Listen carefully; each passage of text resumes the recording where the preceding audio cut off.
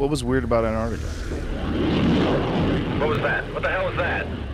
You can't go to the interior of Antarctica, which is where we were. It went by like we were standing still. Blue leader to group. Get off the air. Our very distinguished guest for this evening is Admiral Richard E. Bird. I must say that Admiral Bird, our guest tonight, is not only our greatest living explorer, but he's been an inspiration to countless Americans. Diving into the depths of Earth's mysteries, the concept of a hollow Earth has been a subject of human fascination that ties together ancient myths with the threads of more modern, albeit speculative, scientific thought.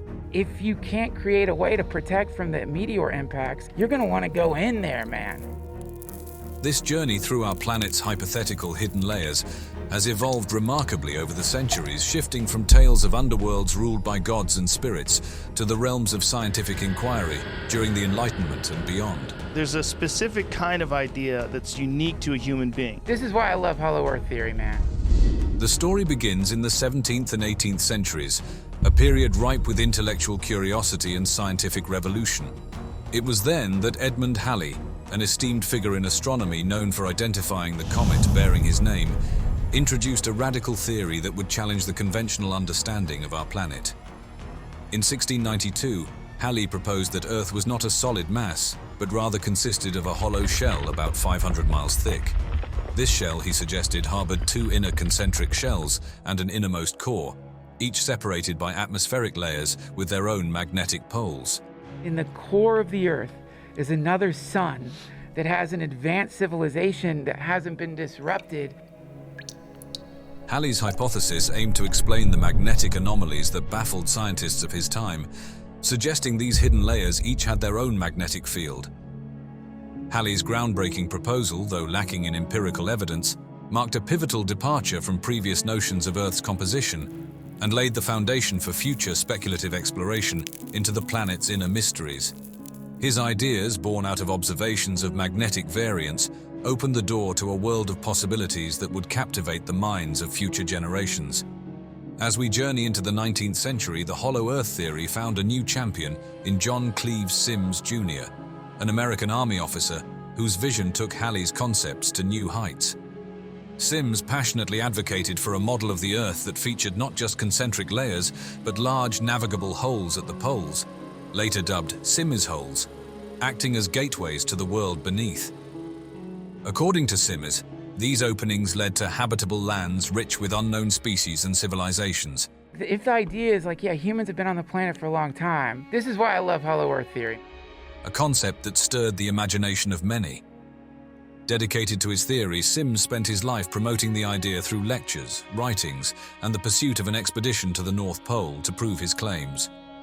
Despite his fervor, Symmes's ideas were largely dismissed by the scientific community of his time as too fanciful, and his hoped-for expedition never came to fruition. Yet his advocacy for a hollow Earth added a significant chapter to the story of human curiosity, propelling the quest to understand the unknown depths of our planet into the realm of popular imagination and speculative science. Digging deeper into the world of hollow Earth theories, two ideas particularly spark the imagination. Imagine, if you will, a realm beneath the icy expanse of Antarctica, illuminated not by the familiar light of our sun, but by a central sun of its own. This is not the cold, dark void you might expect to find under the Earth's crust, but a vibrant, hidden world, teeming with life. This central sun, a concept at the heart of many hollow Earth theories, is said to cast a perpetual glow, creating conditions that are nothing short of miraculous when compared to the frosty Antarctic surface we're familiar with.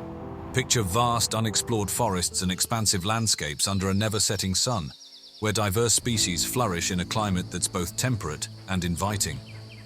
Unlike the harsh sun that scorches the surface world, this inner sun is gentler, less intense, providing just the right amount of warmth and light to sustain an ideal, Eden-like environment for its inhabitants.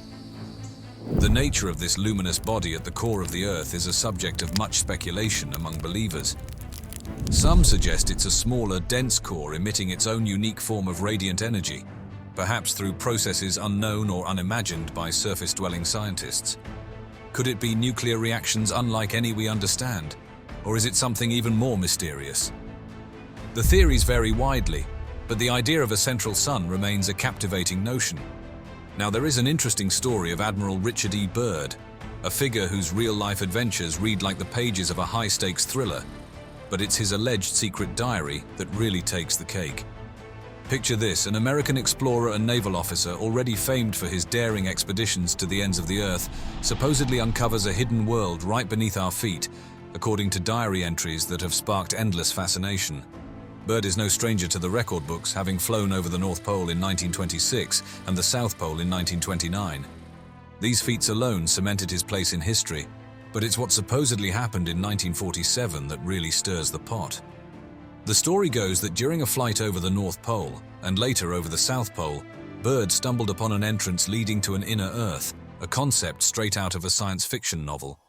According to these disputed diary entries, he found a place where the laws of nature as we know them were turned on their head. A verdant paradise thriving with life, including species long thought extinct, all hidden beneath the icy wastelands of the poles. Imagine transitioning from a landscape of ice and snow to one of lush forests and green mountains, where woolly mammoths roam. This is what Bird described in his alleged diary, detailing his journey into a polar opening that revealed an inner world contrary to the barren, frozen exterior we're accustomed to. But it doesn't stop there.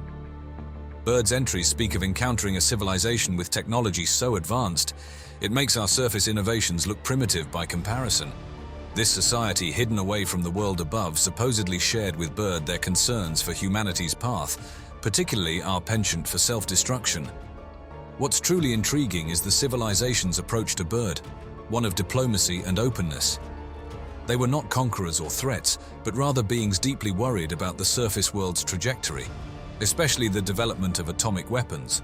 Their message to Bird, as he recounts, was one of warning but also of hope, urging for peace and cooperation among the nations above to avoid nuclear annihilation.